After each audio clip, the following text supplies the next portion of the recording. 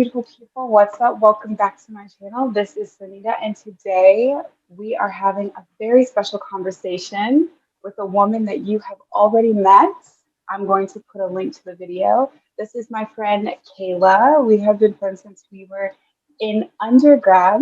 Kayla is joining us to talk about what it's like to be Black and a person of color because Kayla is a multiracial person, but she does identify as Black, at Harvard or at Penn because we both attended Ivy Leagues at very different times. And so, yeah, we're going to get into some questions. Thanks so much for joining me, Kayla. Hey, you're welcome. Glad to be here. Yeah. So, the first question is, how did you end up at Harvard and what was your program? And how did you know that Harvard was the right place for you? Yeah, sure. So I ended up at Harvard because I was studying architecture for undergrad, and I had a lot of professors who I really admired who went to Harvard's Graduate School of Design, which is where the architecture program is within.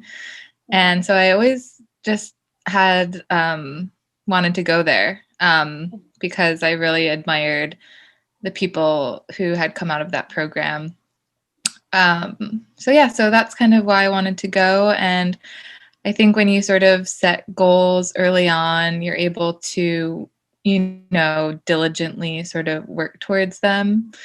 So it wasn't like I felt like I had to go there, but, just always in the back of my mind, having that goal, I was able to, stay on top of my stuff during undergrad, and while I was applying to, try to get in. And then when I got in, I thought it was going to be the school that I ended up at, just because it is a really good program and is, usually rated the #1 graduate school for architecture in the nation.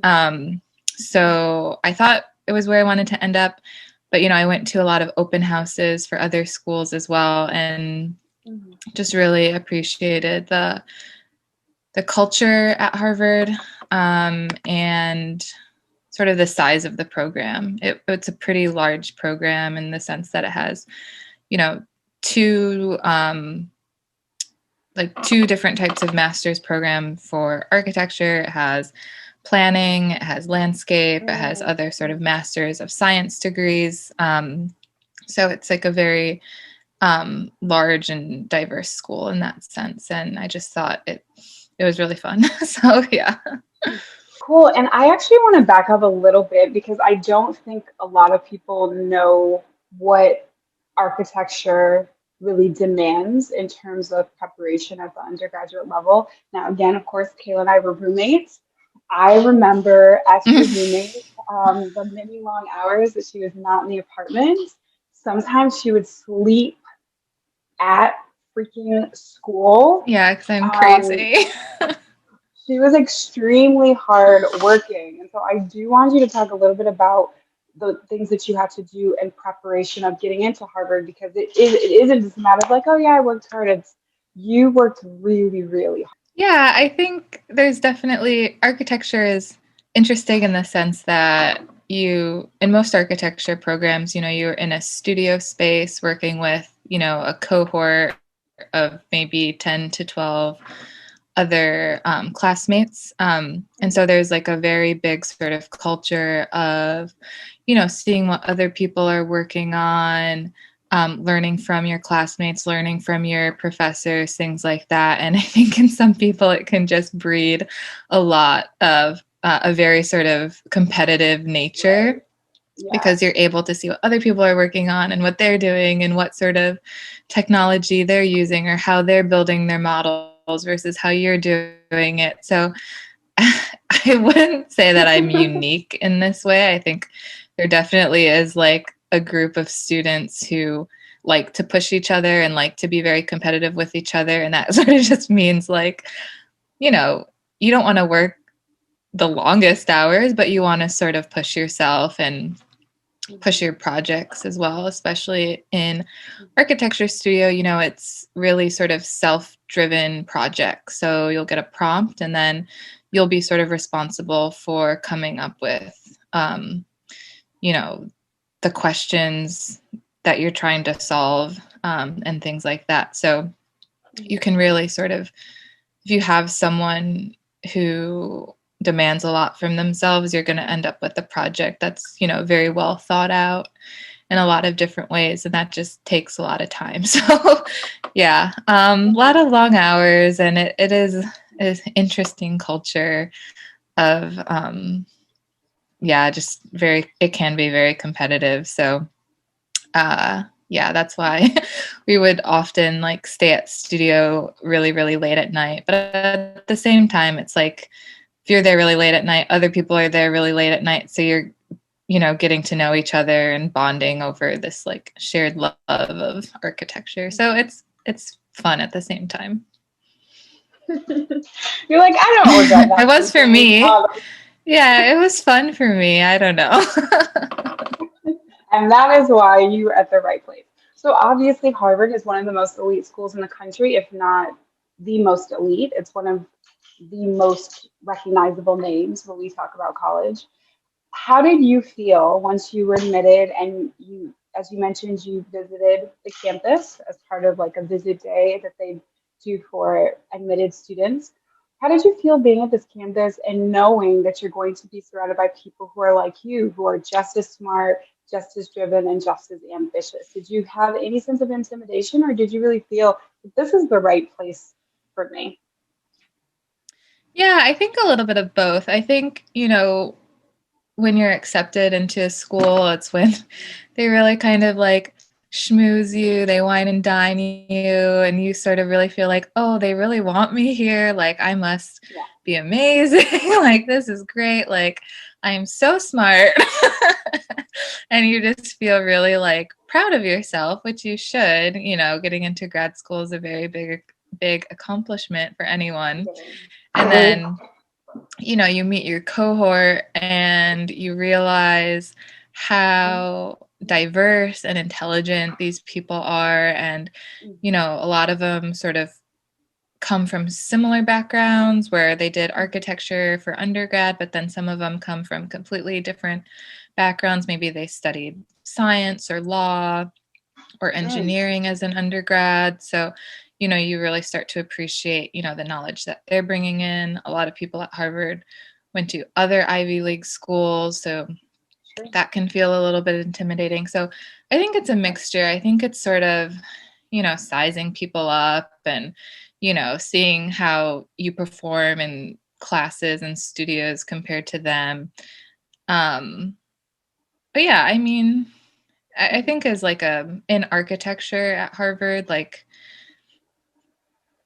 I don't know, like there were times I felt completely capable and times I felt like completely out of, like I was swimming in the ocean, deep water, like couldn't keep up. So I think, the more you learn, the more you realize that you're never going to excel at everything. And so there are going to be things that you sort of excel in that your classmates don't, and vice versa. And it should be more about sort of um, finding out what your strengths are, and if you know your weaknesses, learning how to sort of lean on other people, because at the end of the day, it's like you can't know everything, and you need to that's sort of a soft skill that I wish I would have learned earlier in life, is sort of how to tap into other people's sort of intelligence. Yeah.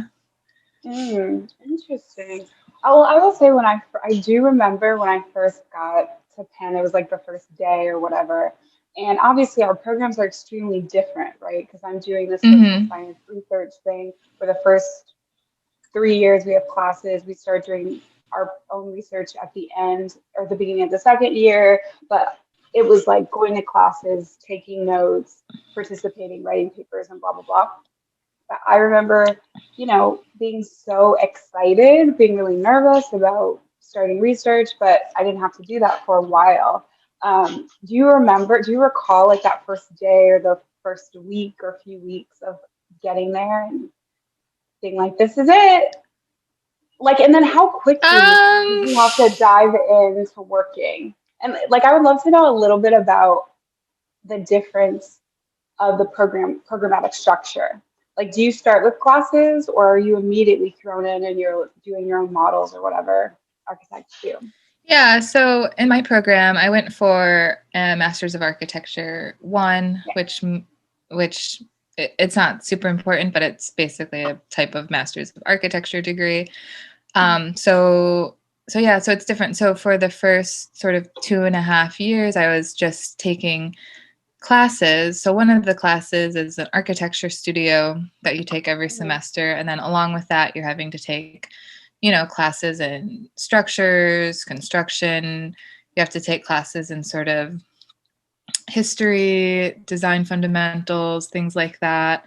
And then you can also take electives, and those electives can either be sort of within the architecture, sort of, or within the graduate school of design, or it can be outside of it. So some people would take classes if they could, like at the business school or at the Kennedy School, which is the government school. Like a lot of planners would sort of do a lot of classes at the Kennedy School.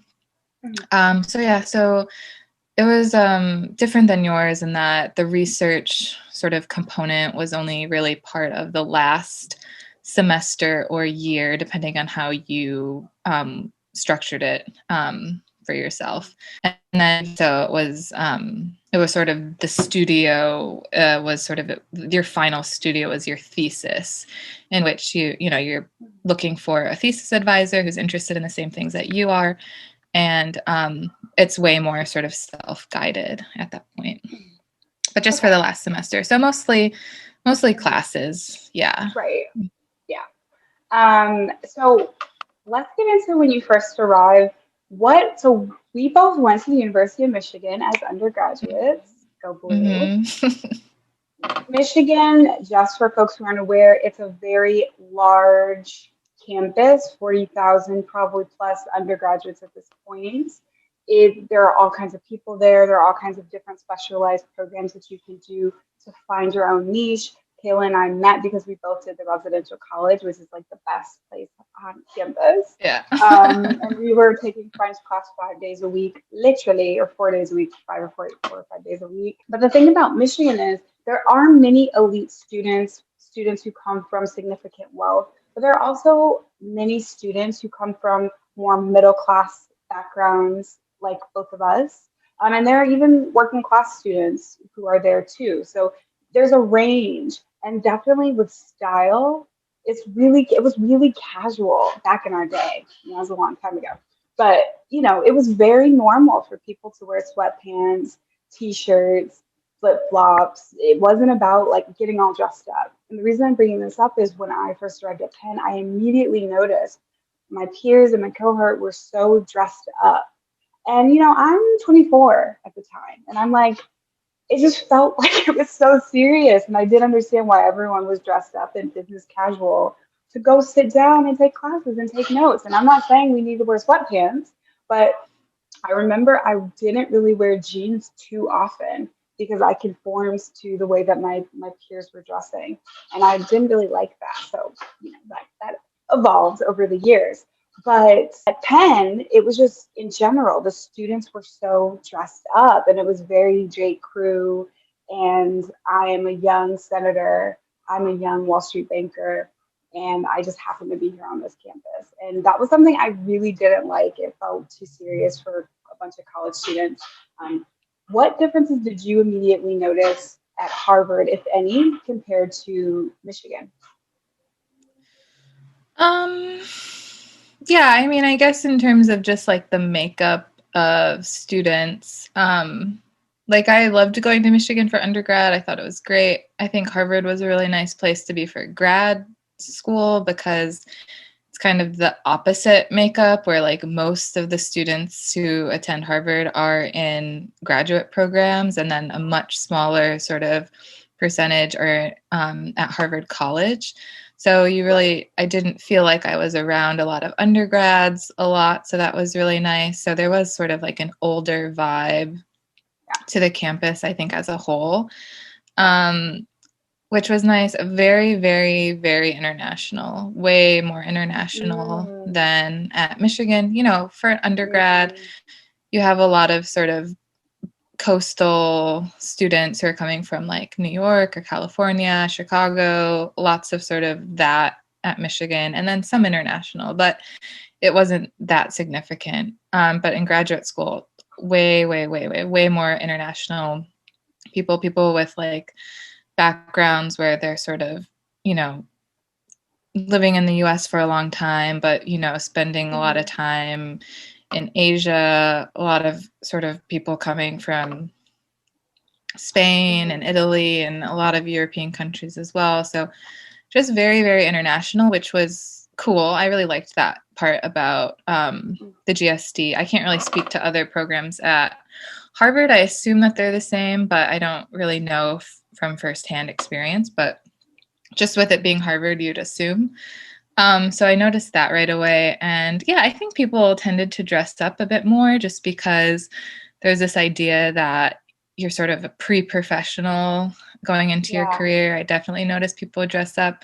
But then at the same time, we're there so late at night that it would sort of shift just depending on sort of what type of day it was. I would see people in sweats, you know, there at 2 a.m. And then you'd see the same people dressed in like a blazer and slacks the next day if they were sort of giving a presentation or something like that. So I think there was a range. I think, you know, for me, like the GSD was like, which is the Graduate School of Design, was kind of a really casual place at Harvard. It felt like a second home. And yeah, I mean, people, similar to undergrad, like people live there more or less, you know, they're there all day. They're spending a lot of their extra time there. You have your own sort of designated area to keep everything, your own sort of workspace. You have your friends who are there, you know, you're drinking there, you're partying there, you're doing your work there. So, because just so we're clear, you're partying there because you would also have events there. We would have events. We would have like every Friday we would have beer and dogs, which is when they would give us free beer and hot dogs. And so it was like an hour where everyone could kind of just like chill out for the week. And sometimes they were bigger events, and sometimes you would just go down and grab a beer and go back up to your desk and keep working. But yeah, definitely like, yeah. So it was casual at the same time. It kind of flipped back and forth between sort of like daytime and evening in terms of like the dressiness of it. But yeah, I definitely noticed that it was a lot more international for sure at the GSD. And when you say international, just so we're clear, you mean there are a lot more students who are from, I'm assuming, other countries, but majority Asia? Yeah, a lot of Asian countries, but a lot of like European countries as well. Like I worked with people who were from Russia, Italy, Spain. You know, there were all these different groups. There was sort of like, you know, cliques would sort of form, you know, like the Koreans would sort of hang out and have their sort of club, and like the Spanish kids, and then, you know, because they can sort of share these cultural sort of events with each other. Even there was like an Africa group separate from sort of like the African American group, and you know, you do things together. But there were so many different groups. I couldn't even tell you because I wasn't really keyed into a ton of them. But yeah, no, not just Asia, like all over South America, a huge, you know, sort of like Latino sort of cohort as well at the GSD. So yeah, really from everywhere. Oh, okay. Were there other Black students in your cohort specifically?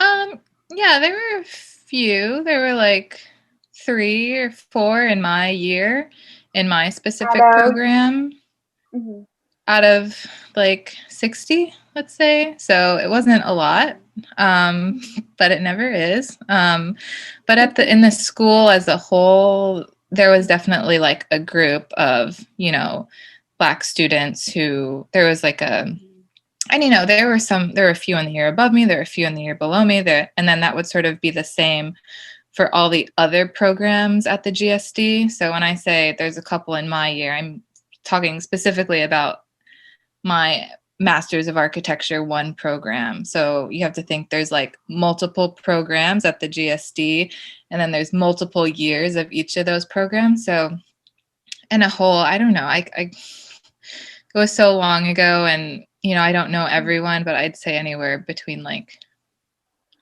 20 to 30 sort of Black students at the GSD at any given point. Okay. So not a lot, but definitely more than at Michigan's architecture program. So, oh, interesting. Yeah. And how many were in Michigan's? 2? You and one other person? I think so. Yeah. Yeah, that's crazy. I think so. Yeah. In my year. So in the entire architecture school, maybe like including the grad students, I don't know, maybe like 10, if that. Wow. So one thing I did notice about don't quote me.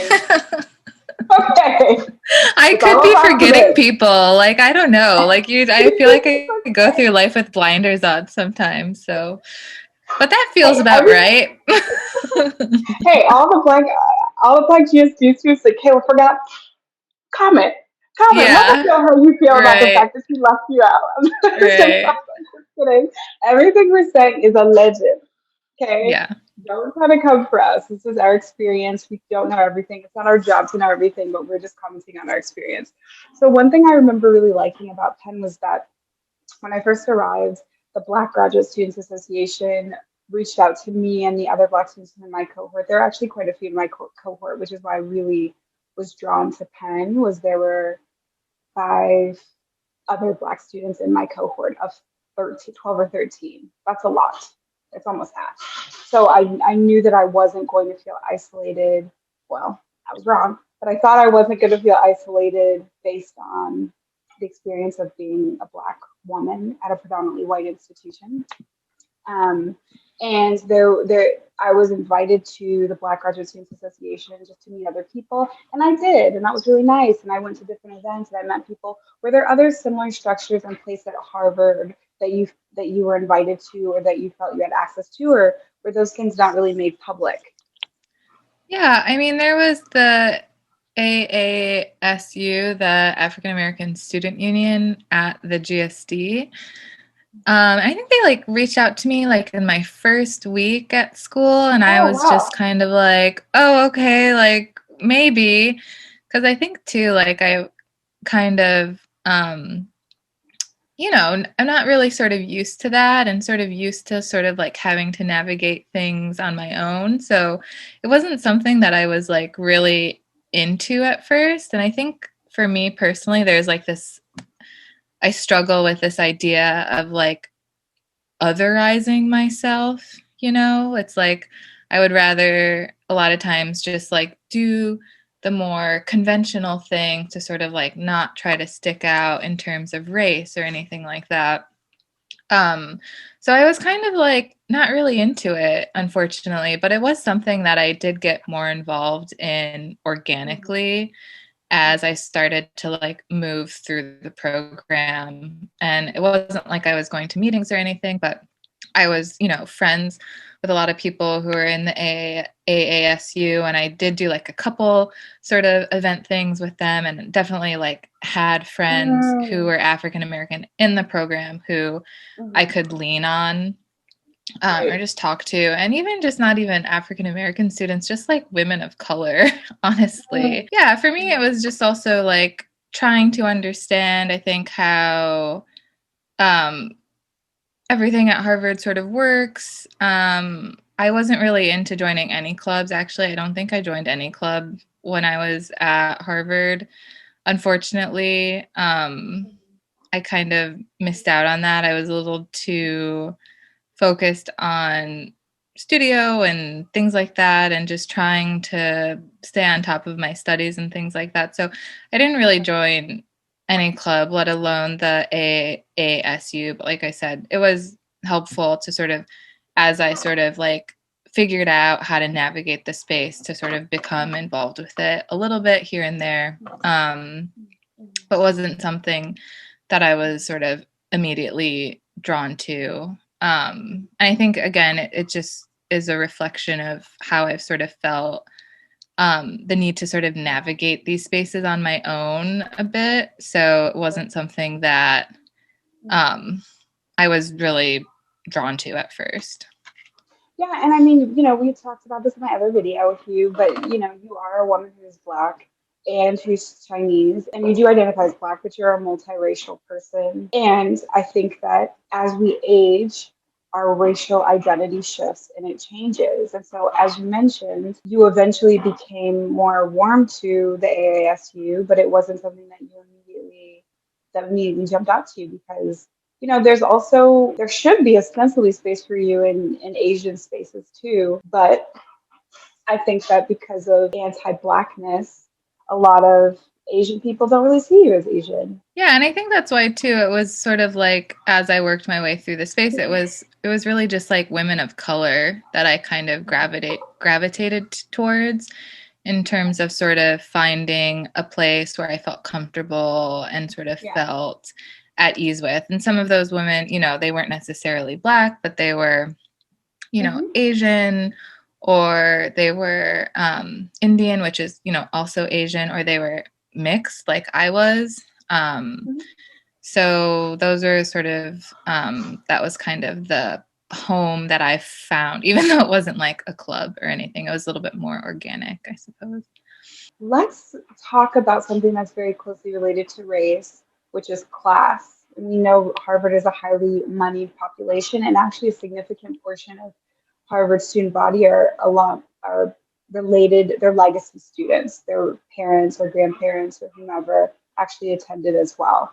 And there's a prestige and an eliteness associated to that. So did you become aware that some of your peers were very, very um, wealthy, that they had a lot of money, or did you also feel that similar to undergrad, lots of people complain all the time about being broke? Um, yeah, I mean that's a good question. I think a lot of like the legacy stuff again is something that you see more at the college level than in the graduate program, at least at the GSD. Mhm. So I didn't really feel that like there are people who are like, oh, I belong here because my Ah, parents and my grandparents went here. So I didn't feel that. I felt, like I said before, there are definitely a lot of people who came from Ivy League undergrad who kind of put off a little bit more of that air, but they weren't like any smarter than anyone else. So at the end of the day, it didn't really matter. And then I guess in terms of money, I honestly just felt like, again, this is just my experience, but I felt like a lot of the international kids had a lot of money. yeah. And obviously some of, you know, Americans also have a lot of money, but I just felt like the international kids had a lot of money. They Mhm. had apartments that cost, 20, $2,500, $2,000. I don't even know. They were living on their own a lot more than those of us who had roommates. But I think everyone kind of tries to fit in and, says that they don't have money. No one is sort of, flashing it and making it really obvious like they would maybe in the business school or things like that at Harvard. Um, but yeah, no, I definitely felt like I didn't have any money compared to the people I was, in school with. But I think there was, there's definitely always a group of kids who um, don't have money. I don't know. It didn't sort of determine who your friends were, though, I Mhm. would say, at the GSD anyway. So I would say for me and my experience at Penn, we were getting stipends for my program, and every PhD was getting stipends, and almost everyone's was the same amount. It's not a ton of money. And so there were constant complaints about there isn't enough. But again, we're located on this campus that has extremely wealthy and elite undergrads, extremely. And so it did feel a little bit discordant in that sense. I remember teaching a class, Social 101, and talking about undocumented immigrants and working under the table. And some of my students being like, yeah, my maids growing up are undocumented. And we would pay them under the table. And like, that's their point of reference and just being blown away by that. Or when we were talking about how most Americans don't receive an inheritance. A very small percentage of American population actually receives any kind of inheritance because most people have such little wealth or Means. assets. Yeah. And one of the students, a white male student, raised his hand and argued with the professor to say, but everyone gets something. He literally wanted to start an argument with the professor to explain why she was wrong, that everyone gets an inheritance, because he just couldn't believe it. And so that was something that made me feel a little bit uncomfortable. I mean, I can't emphasize this enough. I don't think Penn is like a down to earth campus, but that's because I'm comparing it to Michigan, where there are, of course, issues, and there's, Greek life at Michigan is such a big thing, and it is at Penn too. And those people kind of really dominate a lot of the social space in very ostentatious ways that feel gratuitous. Um, but as a graduate student, you're definitely aware, like we're at a lot of free events. There's a lot of free social events where you can drink and stuff for a reason. Mm-hmm. So let's move on. Okay. So we've sort of touched on this already. I mean, you kind of said in the past you would try to navigate predominantly white spaces by yourself. You weren't seeking communion with other students of color. Mm-hmm. And it sounds like you felt like people were pretty down to earth. So you're in this really elite space. It's one of the most prestigious programs in the country. Did you really find it to be a challenge to just find your place on campus, or did you really feel comfortable because you were able to make a good group of friends and sort of figure it out? I mean, how would you describe that journey of finding your place? Yeah, I mean, that's a good question. Yeah, I think for me, it was more just about sort of finding sort of in my cohort who I sort of connected with. Um, just because those are the people who, you're going through this, 3-year program with, 4-year program with, depending on how you structure it. So those are the people who, they're going to be there from start to finish every day, day and night, all of your classes. So for me, I'm more gravitated towards like trying to build strong relationships with those people at first and sort of finding, a group of friends within that who, again, I feel like we're very diverse. I didn't feel like I was hanging out just with one type of person.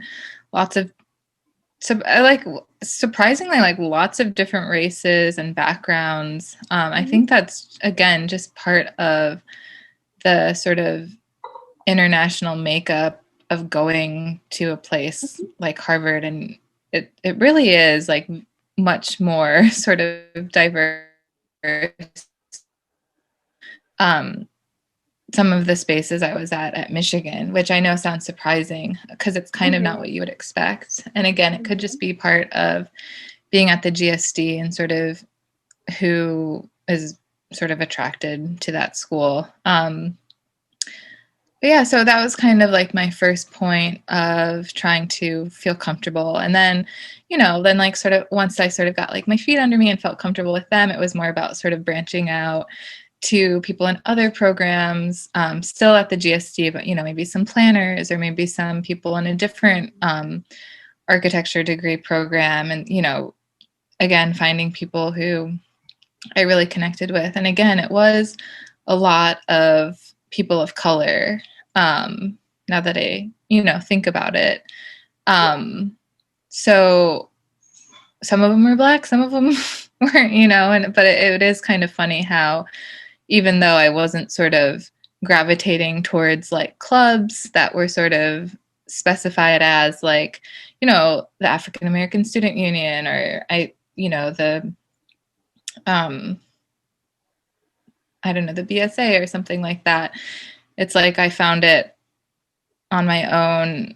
And I think, yeah, like if I was at Michigan, like all those people, I would have formed connections with would have most likely been white. But sort of the same sort of techniques I use to sort of make friends and gain community in the architecture school at Michigan, like I took that same sort of way of making friends, but then my friend group was way more diverse and way more just diverse. And so I think that just sort of goes to show you like the importance of sort of where you're at. Yeah, I love that you're saying that because what you're doing is dispelling myths people might have in their own head about architecture specifically. I know that everyone, different programs will have different experiences. I know that for my cohort, unfortunately, I don't think that it felt as though everyone was as close to cross-racial groups. Just frankly, just to be honest, the Black women we all hung out together, and then I branched out and made my other close friend groups. And my closest friend at graduate school, for sure, Amber, and Grace and Emily. I mean, I guess we were kind of like we're kind of a multiracial group, but the point is, it's really good to hear this for certain people who are really going to be concerned about it. Let's move on to Michelle Obama. Michelle Obama has famously said that she's been in rooms with some of the most highly educated, wealthy, powerful people, and they're really not that smart, right? That was a controversial statement that she made, according to the right wing. Did you have similar experiences at Harvard, not just your friend group or like the down to earth people, but with professors or peers or in other spaces? Yeah, I mean, I think that's true. I mean, I think some people are just really good at navigating finding ways into certain spaces, but I would say that's true of myself as well. Like sometimes I feel like the dumbest person in the world, or sometimes someone will say a word and I'll be like, oh, what does that mean? I think everyone kind of has areas in their sort of knowledge that have just sort of gone, like that they've just sort of missed or have sort of skipped over or completely missed out on. So I'm just trying to think about like if there was anyone. I mean, I think there's always going to be people who you're just like, oh, they're sort of not intellectual enough, and you're going to maybe look down on them because you're all in this sort of intellectual space, and you might have preconceived notions of how smart someone is versus how smart they aren't. And yeah, I don't know. I try not to do that though. I think like, everyone has something to offer. So even with professors, like, did I like all my professors? No, absolutely not. Some of them I thought were awful. Some of them I really, really admired. And I think it's just about, I don't know, trying to understand what you can learn from them. Like if someone's really, really good at one thing, like that should be the thing that you're trying to get from them as opposed to something else. But then if they're just rude, then then it's kind of hard.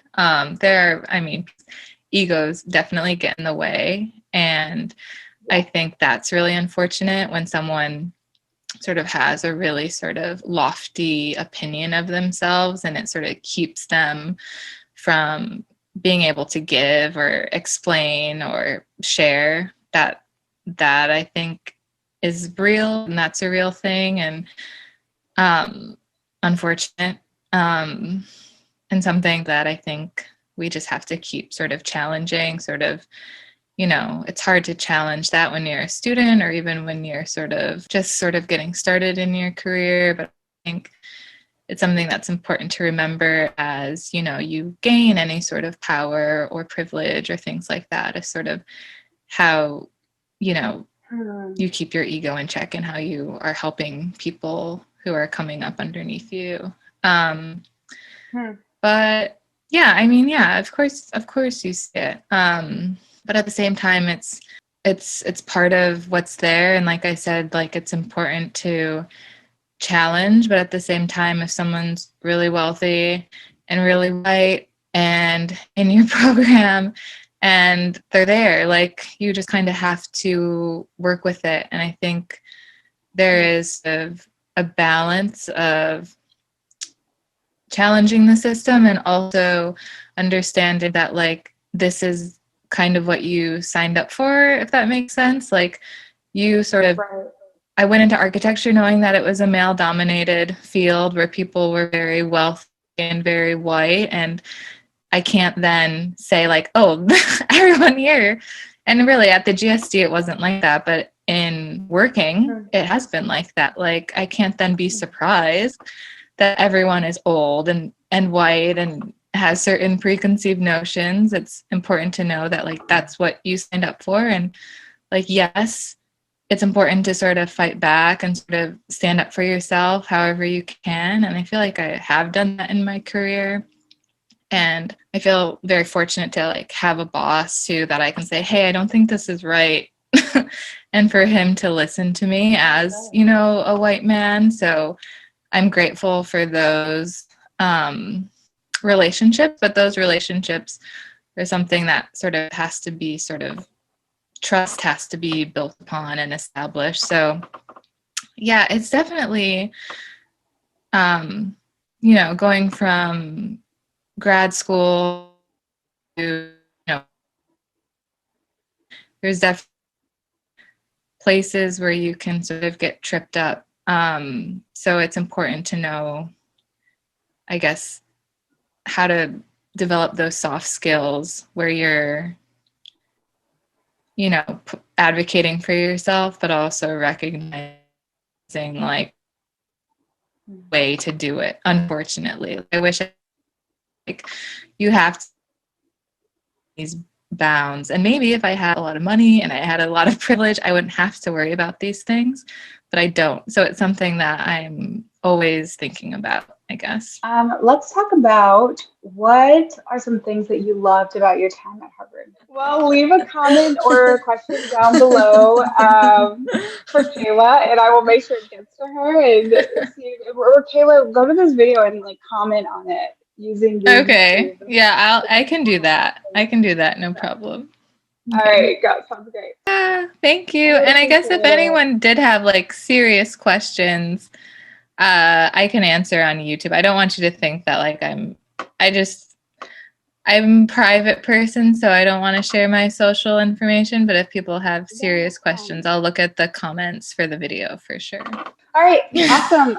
Take care, and I'll talk to you later. Thank you so much, Kayla, for doing this. Bye. Bye.